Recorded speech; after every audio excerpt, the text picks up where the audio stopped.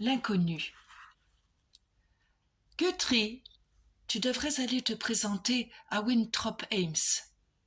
Le grand Winthrop Ames, le grand producteur. Tu parles, pourquoi pas le roi d'Angleterre pendant que tu y es, qui ne tente rien à rien. Guthrie se décide à se présenter au bureau de Winthrop Ames. Il est aimablement reçu par la secrétaire qui lui annonce cependant: Monsieur Ames est absent. C'est son assistant, Monsieur Plate, qui va vous recevoir. Mais Guthrie a à peine le temps de se présenter. Monsieur Plate lui annonce froidement et immédiatement: Je suis désolé, je n'ai rien pour vous. Au revoir, monsieur. Et il tend une main glacée et glaciale au pauvre comédien qui se lève sans trop savoir où il est. En reprenant le chapeau qu'il a posé à terre, Guthrie heurte quelque chose sur le bureau de M. Plate. C'est un magnifique encrier qui se renverse sur les documents qui sont là. Éperdu d'horreur, Guthrie essaie de réparer les dégâts. Il saisit le tampon buvard et s'affaire. Mais M. Plate l'interrompt brutalement. « Sortez d'ici! Sortez immédiatement! Vous m'entendez ?» Guthrie se retrouve au dehors, sous la neige new-yorkaise, la tête vide. J'aurais dû lui dire, mais quel imbécile je suis. Je n'ai même pas pensé à lui dire que, pas de doute possible, Guthrie vient de rater la chance de sa vie. Il se sent empli de honte et de rage. Pour le coup, il lancerait bien un pavé dans la vitre toute proche de l'agence Winthrop Ames. Guthrie entre alors dans le premier hôtel, et dans le salon, il saisit une feuille du papier à lettres mis à la disposition des clients. Et là, par écrit, il déverse sa bile. Il a des arguments cinglants contre l'agence Winthrop Ames. Il accuse celle-ci de préférer les acteurs britanniques aux Américains. Puis, il expose, sans modestie, toutes ses propres qualités d'acteur. Qualités qui auraient dû intéresser M. Winthrop Ames. Et enfin, emporté par son élan, il se lance dans une critique féroce du théâtre américain, de ses scléroses et de toutes les réformes qu'il serait bon d'y apporter. Une fois la lettre écrite, Guthrie se sent mieux. Il la met dans une enveloppe, ferme celle-ci et la met dans sa poche. Puis, il rentre chez lui. Il n'a pas faim et se couche aussitôt après avoir jeté la lettre dans la valise qui contient tout ce qu'il possède. Le lendemain, Guthrie n'a plus qu'une chose à faire: essayer encore de trouver un agent théâtral qui ait un petit rôle, une panouille, comme on dit, à lui proposer. La course au cachet à New York en 1913 est tout à fait comparable à celle que connaissent aujourd'hui les intermittents du spectacle, qui doivent survivre entre deux rôles. Quelques semaines plus tard, Guthrie rentre chez lui, une fois de plus bredouille, découragé. Il est décidé. Bon, j'abandonne le théâtre. Je n'y arriverai jamais. Je vais essayer de trouver un boulot de garçon d'ascenseur ou de coursier, n'importe quoi. Et il se met au lit. Mais quelques minutes plus tard, on frappe à sa porte. Qui cela peut-il bien être ? « Vous êtes là ? C'est moi, Madame Faman, la propriétaire. » Guthrie hésite à répondre. Il a 15 jours de retard pour le loyer. C'est bien le moment de venir les lui réclamer. Mais Madame Faman insiste. « Je sais que vous êtes là. Ouvrez-moi, c'est important. » Guthrie enfile son pantalon par-dessus sa chemise de nuit et entr'ouvre la porte. La propriétaire lui déclare: « Voulez-vous descendre ? Le guéridon vous réclame. » Guthrie met un moment avant de comprendre. Madame Faman, la propriétaire, est une fervente spirite. À l'époque, c'est une mode qui fait fureur en Amérique. Elle interroge presque tous les jours les esprits de l'au-delà qui lui répondent, selon leur humeur, par l'intermédiaire d'un vieux guéridon. « Prenez un crayon et un papier. »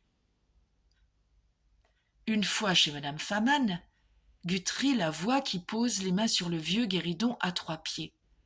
Il attend, et au bout de quelques instants, sans aucun doute, le guéridon se soulève. Bientôt, il ne reste qu'un seul des 3 pieds qui soit encore en contact avec le sol. Madame Faman dit dans un murmure « Récitez les lettres de l'alphabet. » Guthrie commence « A, B, C, D. » Quand il arrive à la lettre E, le guéridon retombe lourdement sur le sol. Puis, il se relève. Les mains de madame Faman l'effleurent doucement. Après le E, c'est le N qui provoque un coup de guéridon. La méthode est un peu longue, mais Guthrie finit par aligner toute une série de lettres. Il ne comprend pas tout de suite. Mais si on découpe correctement la série, on obtient une phrase très claire. Envoyez la lettre que vous avez écrite. Tout votre avenir en dépend. La lettre ? Quelle lettre ? Ah, la lettre que j'ai écrite pour Winthrop Ames. Aussitôt, en pleine nuit, Guthrie court poster la lettre. Il n'a eu qu'à coller un timbre sur l'enveloppe. 3 jours plus tard, Guthrie a la surprise de recevoir une réponse de l'agence Ames. Winthrop Ames lui-même l'invite à lui rendre visite. Hélas, une fois à destination, une déception l'attend. La secrétaire lui annonce « Monsieur Ames est souffrant. Il est resté chez lui. Revenez demain. » Le lendemain, nouvelle déception. L'état de santé de Winthrop Ames ne s'est pas amélioré. Il est toujours absent. Et de même le lendemain. Est-ce qu'on se paierait sa tête ? Enfin, le 4e jour, la secrétaire annonce « Monsieur Winthrop Ames a beaucoup aimé votre lettre. Il n'est pas en état de vous recevoir, mais il vous propose le poste d'assistant metteur en scène pour la nouvelle pièce qu'il va monter, avec un salaire de 25 $ par semaine, si cela vous convient, évidemment. » Comment 25 $ par semaine pourrait-il ne pas convenir à Guthrie ? Avec ça, il est sauvé. D'autant que, pour travailler avec le grand Winthrop Ames, il aurait renoncé à tout salaire s'il avait fallu. Le seul problème, c'est qu'en acceptant cet emploi, Guthrie va se retrouver sous les ordres de M. Plate, dont il a renversé l'encrier quelques jours plus tôt. Mais les dieux du théâtre veillent sur Guthrie. M. Plate a retrouvé son calme. Quant à Winthrop Ames, il faudra attendre 8 mois avant que Guthrie le rencontre enfin. Et à l'occasion de cette entrevue, Guthrie se voit proposer le poste d'assistant personnel du grand homme et la responsabilité d'une mise en scène. 14 mois après avoir renversé l'encrier, Guthrie s'assied derrière le bureau qu'il a lui-même taché d'encre. L'année suivante, on lui propose un contrat à l'année et non plus à la pièce. 10 ans plus tard, Guthrie se voit proposer un nouvel accord par Winthrop Ames. « Il est temps que vous voliez de vos propres ailes. Si vous voulez, je peux vous aider financièrement à monter votre propre maison de production, à condition bien sûr qu'il y ait une pièce que vous ayez envie de monter personnellement. » « Oui, je suis tentée. J'aimerais monter La Route de Douvres. » Et La Route de Douvres devient le premier brillant succès de Guthrie. Le guéridon avait donc bien eu raison de l'inciter à expédier la lettre écrite dans un moment de rage et de frustration. Mais l'histoire ne s'arrête pas là. Guthrie, occupé par sa toute nouvelle carrière, continuellement en voyage, n'oublie pas madame Faman, la propriétaire médium. Il lui rend parfois visite, lui fait parvenir des places de théâtre. Un jour, la presse annonce son nouveau projet. Monter Jézabel avec en vedette la grande, l'irrésistible Tallulah Bankhead. Madame Faman se manifeste par une petite lettre.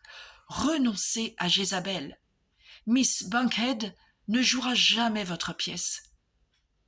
Guthrie se dit « Elle est bien gentille, madame Faman, mais là, elle exagère un peu. » 2 jours plus tard, Tallulah Bankhead tombe malade.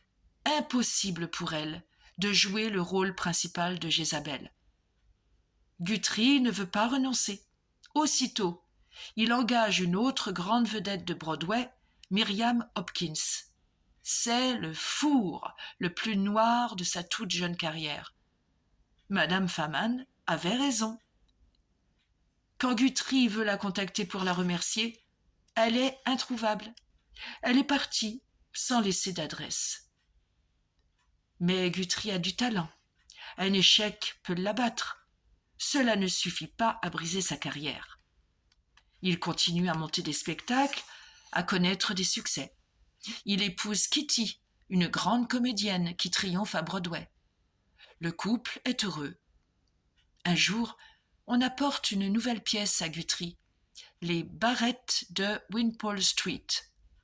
Cette pièce, tirée du roman de l'anglais Rudolph Bézier, a été proposée à 27 producteurs, qui l'ont tous refusée, comme un seul homme. Kitty lit Les Barrettes et trouve cela excellent. « Tu devrais monter cette pièce et je pourrais jouer le rôle principal. » Le projet prend corps, non sans difficulté. Kitty n'est pas tout à fait le personnage, mais elle est séduite par l'idée de travailler dans la même production que son époux. Cependant, les choses tournent mal. Les répétitions sont l'occasion de nombreuses frictions entre les comédiens principaux. Guthrie tombe malade et doit rester 8 jours au lit. Quand il réapparaît au théâtre, Kitty est découragée.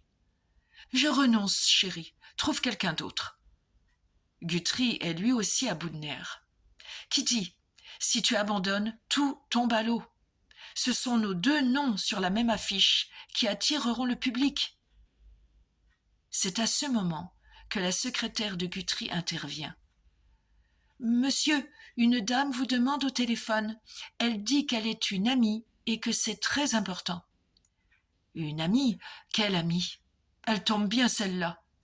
Qu'est-ce qu'elle me veut ?» Au bout du fil, la voix féminine lui dit, sans même avoir la politesse de se présenter. « Guthrie, le projet que vous avez en cours est très important. Ne lâchez pas. Ce sera le plus grand succès de votre carrière. »« Madame Faman, mais comment avez-vous eu mon numéro personnel ?» Elle a raccroché. Guthrie reste un moment songeur au téléphone et il lance. « Allez, au travail. On est dans les Barrettes, on va jouer les Barrettes. » Les Barrettes de Wimpole Street sont donc montées avec Kitty dans le rôle principal. Et c'est un énorme succès. La troupe, après Broadway, parcourt les États-Unis dans tous les sens. Puis, pendant la Seconde Guerre mondiale, les Barrettes sont jouées en France, en Italie, en Hollande pour les troupes américaines. La tournée, prévue pour 8 semaines, se prolonge 8 mois. Guthrie McClintic connaît le plus grand triomphe de sa carrière avec Kitty, son épouse, plus connue sous le nom de Katharine Cornwell, l'équivalent américain de notre grande Edwige Feuillère. Mais Madame Faman ne s'est plus jamais manifestée.